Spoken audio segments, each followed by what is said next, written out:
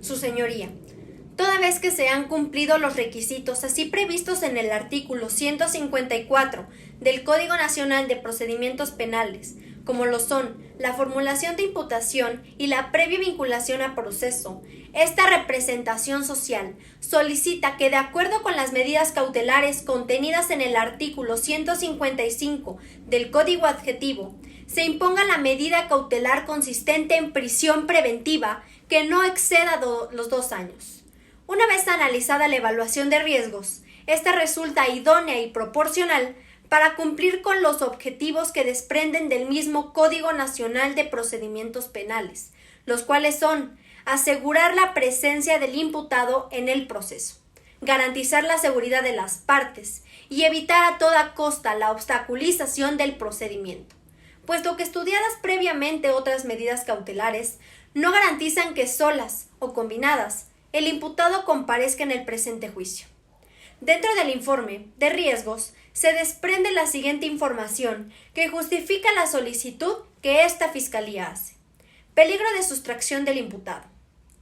Esta representación social considera que el ahora imputado no tiene arraigo en esta ciudad, ya que es un hombre que no tiene hijos y tiene la posibilidad de trasladarse a distintas ciudades, así como viajar al extranjero, ya que también se confirmó la variada relación familiar con personas que residen en Estados Unidos, específicamente su hermano, con quien vivió durante 5 años cuando atravesaba un conflicto personal. Por otro lado, uno de los elementos más importantes a considerar es el máximo de la pena, que en caso de que resulte responsable, sería acreedor de una pena cerca de los 45 años. Esto de acuerdo con el delito materia de imputación, por lo que estos factores hacen presumir a esta Fiscalía que el imputado no vuelva a presentarse ni comparecer a una audiencia. Su señoría, la pena por sí sola es un gran incentivo para que el imputado se sustraiga de la acción de la justicia, pues cualquier persona dudaría en pararse ante un juez si llegan a ser condenados y pasar el resto de sus días en prisión.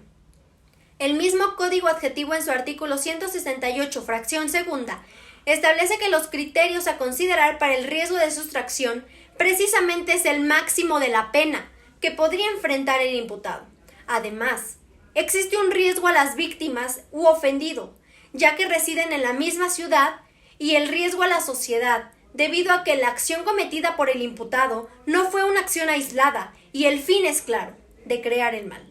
Es entonces que se consideraría el peligro de cometer un acto que afecte la integridad personal o ponga en riesgo la vida de las víctimas u ofendidos. Es por lo que hace también al peligro de la obstaculización y desarrollo de la investigación que esta representación social considera que el imputado puede influir en los testigos y hacer que estos informen falsamente o se comporten de una manera reticente, ya que el imputado dice conocer y mantener una buena relación con el presidente municipal, como se desprende en su declaración rendida en sede ministerial y el estudio de riesgos procesales. Es por todo lo anterior, su señoría, que una vez manifestados los peligros y riesgos, esta representación social justifica la medida cautelar como idónea y proporcional, precisando lo siguiente. Es idónea, ya que garantiza de manera eficaz la comparecencia del aquí imputado durante el procedimiento. Se garantiza la protección a la víctima y testigos, así como el buen desarrollo de la investigación. Es proporcional, ya que los hechos delictivos de los cuales se le acusa son señalados como un delito de alto impacto dentro de la sociedad. Y las medidas solicitadas por esta Fiscalía privilegian la libertad personal, cumpliendo así las reglas mínimas de las Naciones Unidas sobre las medidas privativas de libertad, reglas de Tokio. Es por lo anterior que esta Fiscalía reitera la solicitud de establecer como medida cautelar la prisión preventiva. Es cuanto, su señoría. Su señoría, esta defensa considera excesiva y desproporcional la medida cautelar de prisión preventiva solicitada por la Fiscalía, con fundamento en el artículo 19 constitucional y el artículo 6 del Código Nacional de Procedimientos Penales, toda vez que no cumple con los principios de proporcionalidad, idoneidad y mínima intervención que rigen las medidas cautelares,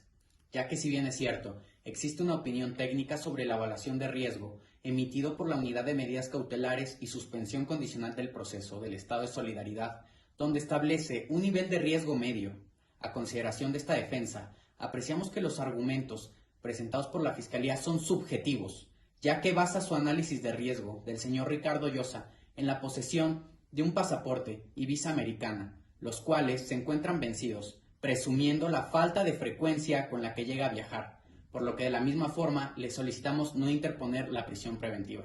a lo que enseguida exponemos. Ello en atención al contenido de los registros de investigación consistentes en el testimonio de Ricardo Llosa y el reporte policial de Josefina March, de donde se desprenden datos de prueba que justifican la inexistencia del peligro de sustracción de la acción de la justicia,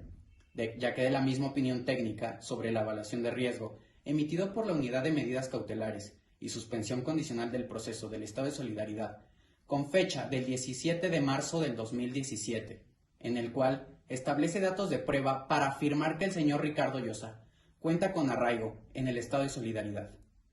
ubicado en Argentina 86, Barroquismo, Aminalco del Porvenir, Solidaridad.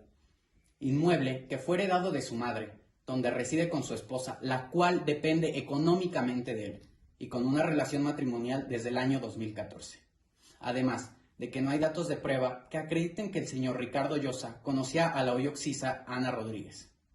Del mismo reporte policial de Josefina March antes mencionada, se desprenden datos de prueba que permiten justificar la inexistencia de conductas del ciudadano Ricardo Llosa que constituyan algún tipo de riesgo, ya que en todo momento mostró cooperación con las autoridades. Ahora bien, en cuanto al máximo de la pena, la Corte Interamericana de Derechos Humanos estableció en el caso Chaparro Álvarez contra Ecuador que la simple duración de la pena no puede considerarse como factor de riesgo para la imposición de medidas cautelares, por lo que la medida cautelar señalada es desproporcionada. En cuanto al comportamiento del señor Ricardo Llosa, no ha mostrado ninguna actitud que permita suponer un riesgo de fuga, ni ha sido sujeto de procedimiento alguno de persecución penal, por lo que no ha incurrido en desacato de citaciones ordenadas por autoridad judicial. Por último, su señoría, no existen elementos objetivos presentados por la Fiscalía que permitan presumir que el ciudadano Ricardo Llosa represente un peligro de obstaculización en el desarrollo de la investigación o que pueda influir en la declaración de testigos o autoridades, ya que nunca ha tenido contacto con la contraparte o familiares, además de que ha sido cooperativo con las autoridades, ni mucho menos representa un riesgo para la investigación o testigos o la comunidad, pues nunca realizó ninguna acción de agresión en contra de la hoy occisa Ana Rodríguez o los testigos, es decir, que no se tratan de hechos violentos, ni ha expresado de forma alguna la intención de tomar represalias contra los testigos, aunado a que se trata de una persona trabajadora, de familia, y que no cuenta con antecedentes de carácter penal como se advierte en la propia investigación. Es por ello que la medida solicitada por la Fiscalía resulta trascendente para sus actividades personales, laborales y de desarrollo personal. Además de que con la imposición de esta medida, la Fiscalía está dando por hecho que el ciudadano Ricardo Llosa cometió un delito, cuando lo que debe de prevalecer es la presunción de inocencia. Es por ello que las medidas solicitadas por la representación social no son idóneas ni proporcionales, toda vez que existen medidas menos lesivas, suficientes para garantizar la comparecencia del señor Ricardo Llosa en juicio y evitar la sustracción de la acción de la justicia, aunado a que dichas medidas cautelares no se ajustan al criterio de mínima intervención, como refiere el artículo 156 del Código Adjetivo, que armonizan con las reglas mínimas de Tokio, las cuales estipulan que la pena privativa de libertad debe de considerarse como el último recurso, ya que con la finalidad es evitar la aplicación innecesaria de la pena de prisión, para afectar en menor grado de lo posible la vida del ciudadano Ricardo Llosa, evitando generar estigmas sociales que afecten su desempeño laboral y violaciones a presunción de inocencia, toda vez que el señor Ricardo Llosa no ha realizado ninguna acción que vaya en contra de lo establecido con el numeral 153 del Código Nacional de Procedimientos Penales para la imposición de medidas cautelares y que por el contrario podrán ser cumplidas con medida cautelar distinta a las solicitadas por la Fiscalía. Esta defensa le solicita desestime la petición realizada por la Fiscalía y únicamente determine para garantizar la comparecencia en juicio La medida cautelar que resulte de la ponderación de derechos que haga su señoría por lo ya expuesto. Es cuanto, su señoría.